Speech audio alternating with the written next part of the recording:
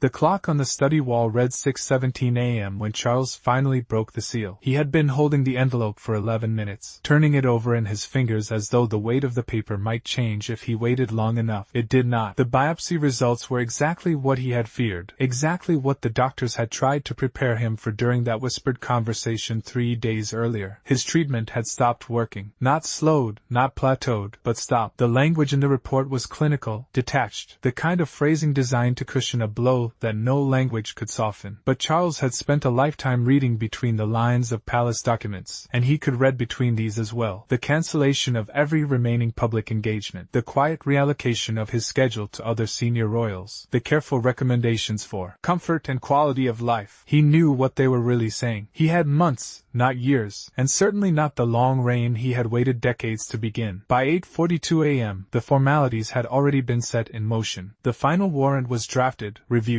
and placed before him on the mahogany desk that had belonged to his mother. The pen felt heavier than usual in his fingers, not because of its weight, but because of what it represented. This was not the transfer of the crown. This was the transfer of everything else. The audiences, the diplomatic briefings, the ceremonial appointments, the daily rhythm that had defined his existence since the moment he became sovereign. Charles signed his name with the same deliberate care he had always brought to official documents, but when he finished, his hand remained pressed against the paper. Camilla watched from the chair beside him, her fingers gripping the armrests so tightly that her knuckles had turned white. She had known this day might come. She had not known it would arrive so soon. The doctors delivered the timeline with the kind of clinical precision that felt almost cruel. 6 months, they explained. 6 months of comfort, of private moments, of careful management. But not 6 months of duty. Not 6 months of royal engagements, state visits, or the punishing schedule that had consumed Charles's life. The word permanent was used more than once, and each time it landed like a physical blow. William stood near the window, counting silently, his breath uneven despite his efforts to control it. He was counting the days his father had left. He was counting the engagements already scheduled that would now need to be reassigned. And beneath that, buried beneath the practical calculations, he was counting the moments he had taken for granted, the conversations he had postponed, the time he had assumed would stretch out before them like an endless corridor. The cold reality settling over that room was unmistakable. The palace had spent months preparing for a gradual transition, a carefully managed handover that would unfold over years. That plan was now worthless. What they had left was not a transition, it was a race. 10 days earlier, the palace machinery had been humming with the kind of quiet confidence that came from decades of managing the unmanageable. The meeting room overlooking the gardens had been filled with senior aides, legal advisors, and the Lord Chancellor himself, each of them carrying folders thick with contingency plans. Project Phoenix, they called it. The name suggested rebirth, renewal, the careful orchestration of power passing gracefully from one monarch to the next. Over 2 years, they had mapped out every conceivable scenario, every possible health outcome, every constitutional twist that might arise. They had planned for a slow decline, a dignified retreat that would allow the country to adjust gradually to the sight of a new face representing the crown. What they had not planned for was this. The communications secretary sat at the head of the table that morning, his voice steady as he outlined the 2 versions of the statement they had prepared. The soft version spoke of extended rest, of medical advice recommending a temporary reduction in duties. It was gentle, reassuring, designed to soothe public anxiety without raising difficult questions. The hard version was different. It used the word permanent. It acknowledged that Charles might never return to public life. It was the truth, unvarnished and cold, and it had been placed in a secure safe in the Lord Chancellor's office, locked away with the understanding that it would never see the light of day. The assumption underlying that decision was simple, almost innocent in its optimism. Charles would recover. The treatment would work. The hard version was a contingency, nothing more, a document drafted out of constitutional obligation rather than genuine expectation. They had bet on hope, and they had lost.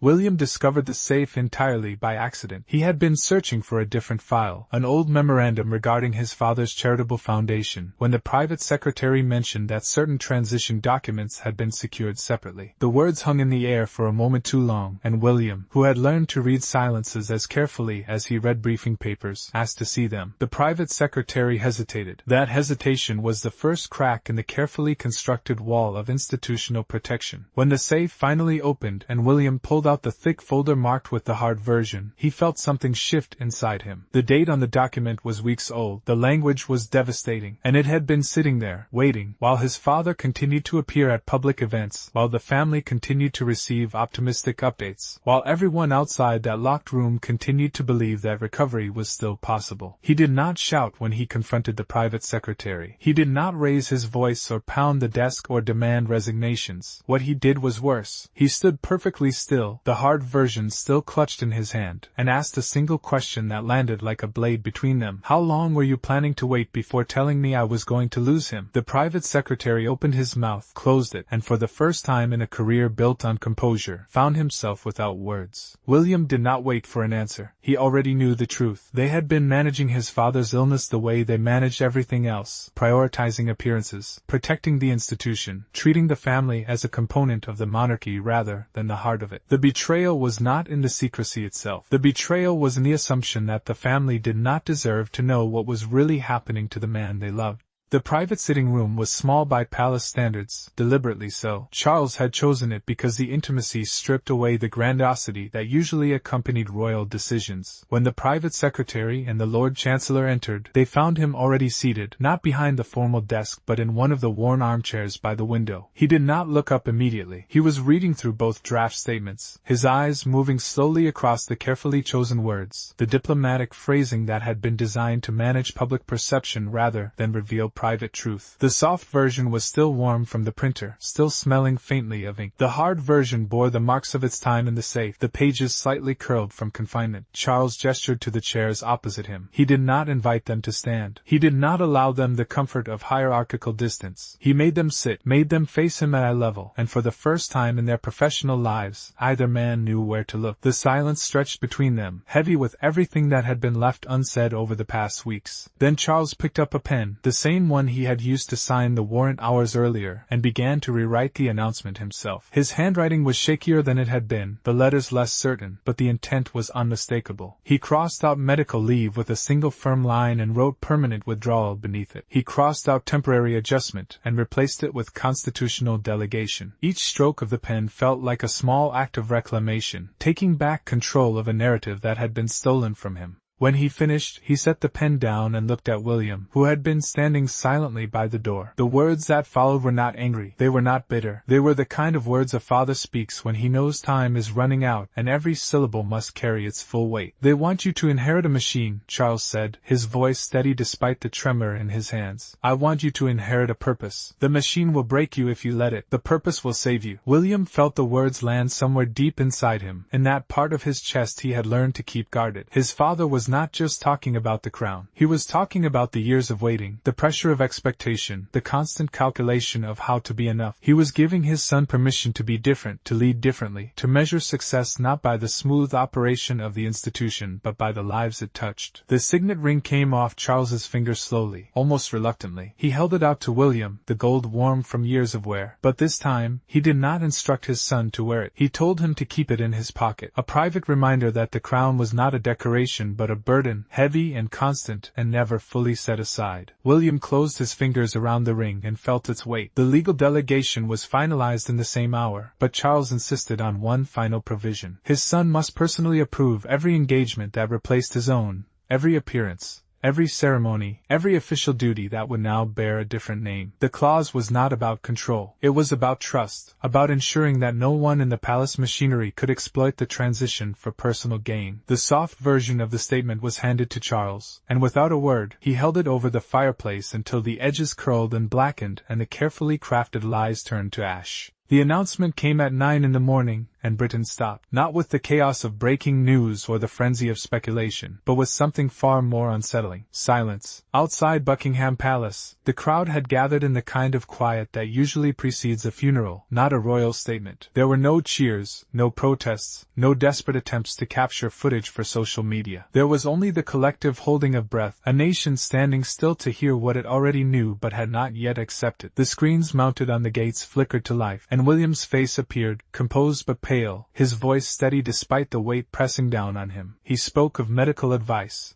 of constitutional delegation, of his father's courage in making a decision that no monarch ever wants to make. But the words that truly mattered were not his. Inside the palace, Camilla sat alone with a tablet propped against a cushion, watching the pre-recorded message that Charles had insisted on recording himself. The room was dim, the curtains drawn against the morning light, and she had asked the staff to leave her in privacy. When her husband's voice filled the small space, quieter than she remembered, more fragile than the public would ever know, she pressed her hand against her mouth and let the tears come. Charles spoke of duty and service, of gratitude for the country that had trusted him, but then he paused, and the words that followed were not in any draft she had seen. "I have worn the crown for a short time," he said, his eyes fixed on the camera with an intensity that betrayed his exhaustion. "But I have worn the love of my family for a lifetime. That is what endures." Later that night, when the crowds had dispersed and the commentators had exhausted their analysis, William returned to his father's study. The room was different now, stripped of the daily briefings and the red boxes that had once defined Charles's mornings. The Warrant had been framed,